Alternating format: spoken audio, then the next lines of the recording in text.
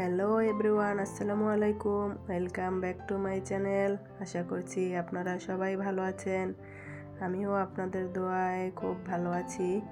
আজকে আপনাদের মাঝে আরও একটি নতুন ব্লগ নিয়ে হাজির হলাম। অফ ক্যামেরায় নাস্তা শেষ করে আমি দুপুরের জন্য রান্নার আয়োজন শুরু করে দিলাম। তারপর সবজিগুলো কাটতে বসে গেলাম। ভাবলাম সবজিগুলো কাটার মাঝখানে আগে ভাতটা বসিয়ে দিই। ভাত বসানোর পর আমি আস্তে আস্তে সবজিগুলো কেটে নিচ্ছি। তো আজকে রান্না করব মূলা দিয়ে রুই মাছ, তারপর সাগরের একটা ছোট মাছ আছে, ওইটা দিয়ে চচ্চড়ি রান্না করলে বাসার সবাই খুব পছন্দ করে। তো আমি মূলাগুলো আগে গরম পানি দিয়ে ভাপ দিয়ে পানিটা ফেলে দেব, তাহলে মূলার ওই গন্ধটা থাকে না, বাজে গন্ধটা চলে যায়। তাই আমি গরম পানিতে আগে মূলাগুলো দিয়ে নিচ্ছি। এখানে ভাপ দিয়ে পানিটা আমি ফেলে দেব।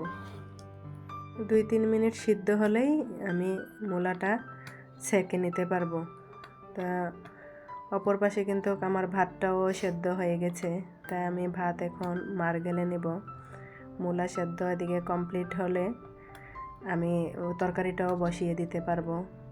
তো ভাত ওইদিকে মারগেলে নিয়ে তারপর আমি কি করলাম, মাছ ভাজি দিয়ে দিলাম যে তাড়াতাড়ি হয়ে যাবে, তাই আমি চুলা কখনোই খালি রাখি না।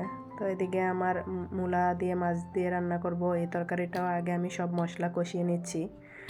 সব মশলা কষানোর পর তারপর একটু পানি দিয়ে আমি ভালো করে মশলাটা কষিয়ে নিব। যে দেখতে পাচ্ছেন মশলা কষানো শেষ, তারপর আমি মূলাগুলো দিয়ে নিচ্ছি বা মূলাগুলো দিয়ে 5 মিনিট ভালো করে কষাবো। কষানোর শেষ হলে তারপর আমি সবসময় তরকারিতে করে কি আপনার গরম পানি করে এক পাশে রেখে দেই, তরকারিতে আমি গরম পানিটা দিই। তো অন্য পাশে আমি বেগুন দিয়ে চাক ভাজা করব। তো বেগুন দিয়ে চাক ভাজাটা অবশ্য আমার বাসায় এটা ফেভারিট বললেই চলে।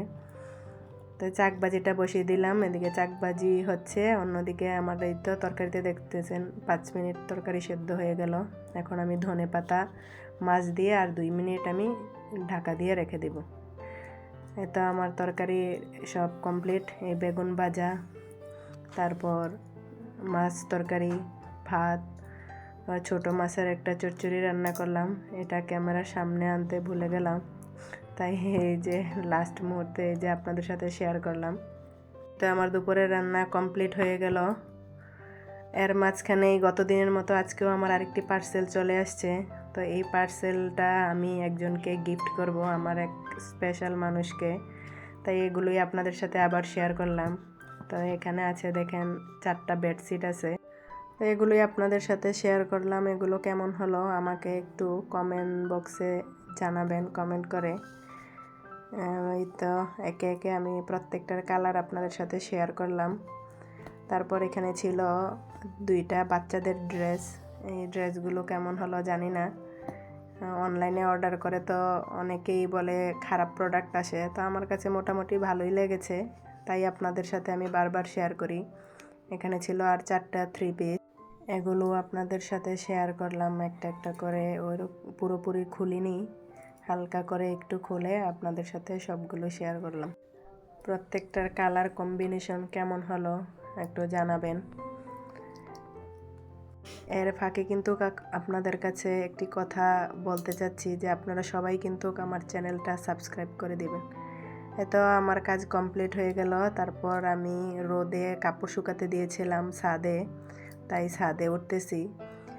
তো ছাদে গিয়ে দেখি যে প্রচুর রোদ, খুব ভালোই লাগতেছে। শীতকালে কিন্তু রোদ পোহাতে একটু ভালোই লাগে। তো তারপর আপনার ছাদে যে বাগান আছে, ছাদ বাগানটা আপনাদের কাছে একটু শেয়ার করলাম। এই টুকিটাকি ক্লিপ দিয়ে আমি এখানেই আপনাদের সাথে পুরো ভিডিওটা শেষ করে নিচ্ছি।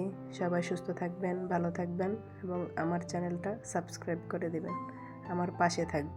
আসসালামু আলাইকুম, আল্লাহ হাফেজ। আমার ভিডিওটা কেমন হলো সবাই কিন্তু কমেন্ট করে জানাতে ভুলবেন না।